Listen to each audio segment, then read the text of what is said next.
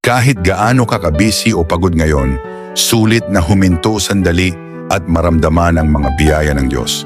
Maglaan ng ilang minuto, sabay tayo sa panalangin na ito para maramdaman mo ang kapayapaan at katahimikan sa puso mo. Panginoon, salamat po dahil tinuruan mo akong pahalagahan ang kaunting biyaya na galing sa iyo kaysa sa kayamanang walang basbas. Nawa matutunan kong maging kontento at magpasalamat sa bawat biyaya, maliit man o malaki. Tulungan mo akong manatiling matuwid at tapat sa iyo, sapagkat alam kong ang tunay na kayamanan ay kapayapaan sa puso at ang iyong presensya sa buhay ko.